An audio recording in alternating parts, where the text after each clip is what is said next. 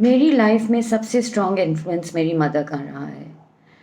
It's because I saw her very closely, working very hard and trying to balance her home as well as her working profession really, really well and smoothly. And I was kind of in awe with her. Of course, I was very young, and I would be with her in her business, and I would see the way she would manage everything, right from her customers to money to her employee, one employee that she had. So, this is my mother's journey. And I wanted to share it with y'all because it is super inspirational and it'll give you a lot of guidance on how you can make it really big in life, have a really, really strong wealth ecosystem of your own, no matter how old you are and no matter what kind of a small town that you come from. So my mother lived in a place called Satna. My father worked there in Satna Cement Works, which is a Birla company. And it's a very small town. I remember as growing up, I didn't even see a single confectionery shop till I was probably out of college. And it was just about the ecosystem of the colony, which was the employees who worked in that cement plant and all the facilities that were provided there. So my mother hailed from Calcutta, a well educated girl. She had done her BA and she came to Satna, which had nothing and which had no classes, which had no training centers for your personal growth. And she was just a housewife for a very, very long time. I remember, I think I was in third grade or second grade when my parents decided to send both me and my sister to a boarding school. And that's when my mother decided to do something to kill her time. And she and a friend of hers, they started with a very small investment of 5,000 rupees. And they decided to go to Banaras to a contact of theirs who would print saris, bring a couple of saris and do an exhibition and see how it did. And then maybe start a small home boutique or something. Their first exhibition was a sellout.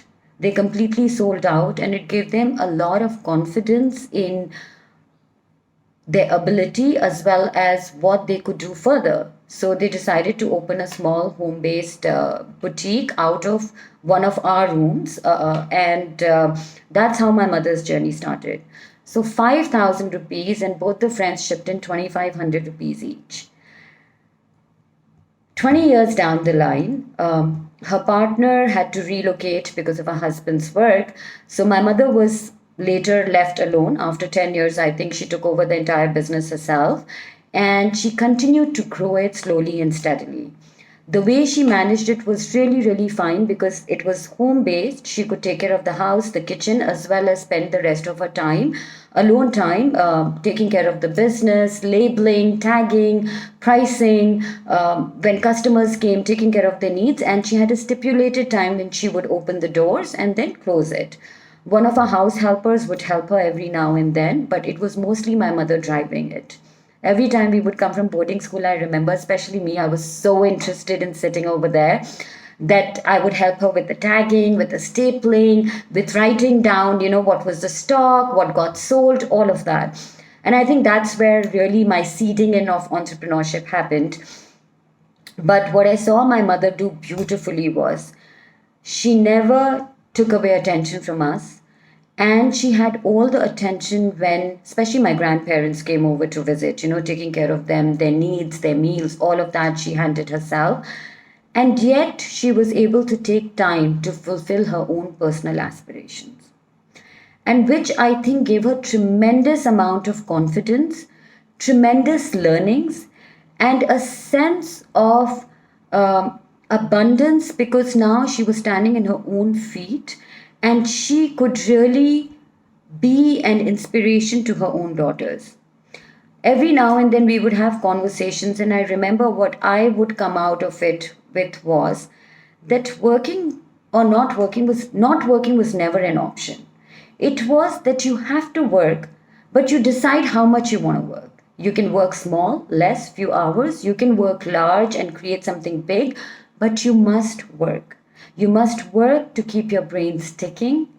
You must work for your own financial independence and your growth.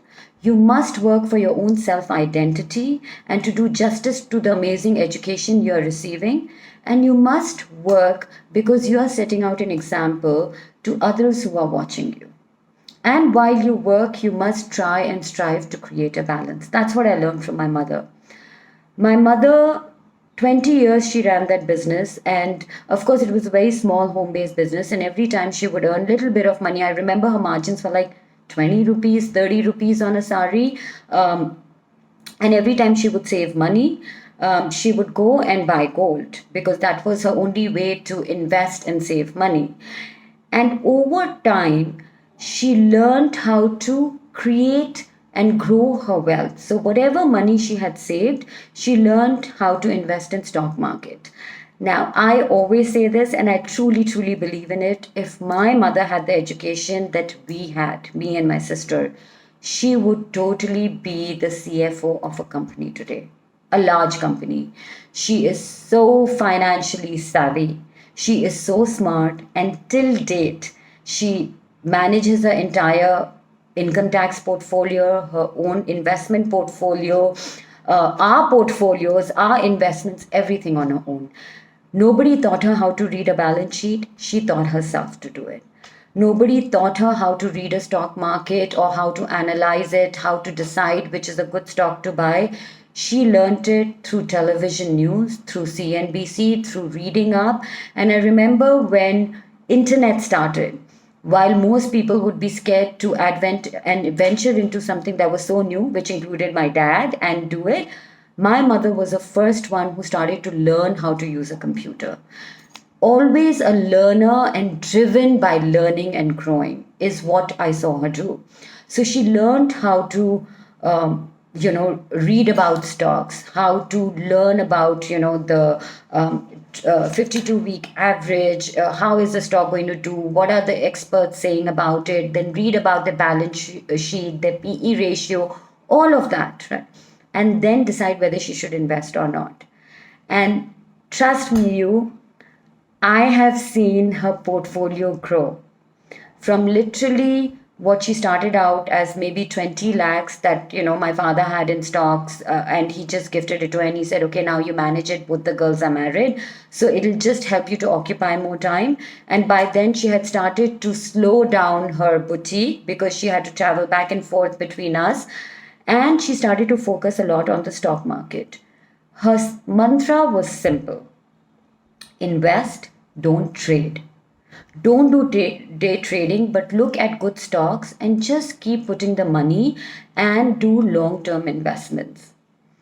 From that 20 lakh portfolio that I literally created for her on money control, today she has bought 4 apartments out of her stock growth income. She has increased her income in stocks, and which of course includes dividends that come out of it, the other income that comes out of it, and then she rotates and plows it back, all of that. And today her portfolio is in crores, all managed by a woman who was never taught finance, never taught how to read a balance sheet, never attended any classes, courses, or workshop, but her own sheer will to learn. And now also, she spends 3 hours just listening to business news. She goes on the internet and reads about stocks, reads about the market, how it's going to fare. Her mantra still stays the same, and that is what she has taught me. That is what she teaches her grandchildren, that the only way to grow in stocks is not to do day trading, but to do long term investments. It has worked out for her. I don't know if it works out for everyone, but it has definitely worked out for her. And that is what she has taught me. And it's definitely working out for me. And I hope it's going to work out for the kids as well. And from a very early age, what she started doing was, instead of just giving gifts to the kids or cash to them, it would just be burnt out and buying another toy. On their birthday, she would buy a couple of shares or a mutual fund investment and put the children as the nominee. And she would say, Ki, every time you have extra money that has come in their kitty, just keep adding it to this mutual fund and wait when they're ready to go to college. This will become your college kitty. And that has. They have actually grown almost like 100 times, some of the portfolios. And it's absolutely wonderful to see how, through patience, through basic financial intelligence and learning, self learning, you can become an investor. You can be driven by purpose, you can be financially independent and create immense amount of wealth just sitting at home at the click of a mouse doing it yourself. So the thing is, ladies, that you don't really have to always go to an office to work and gain your financial independence, but you have to be disciplined. And the money that we spend in buying jewelry that we will probably rarely ever wear or wear once in 2 years or once a year, or the money that we spend in attending lunches and kitty parties or just buying more clothes and adding to our wardrobe and still wondering, oh my God, what should I wear today? I'm confused.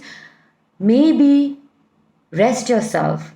Ask yourself, do I really want to spend on more jewelry, more clothes, or more lunches? Should I just this month take a break from all of that and what I would have spent in all of this, take that money out and start my stock market investments myself?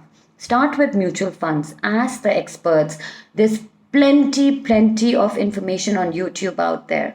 You can create that information into your source of learning and then start to invest gradually and see how it goes.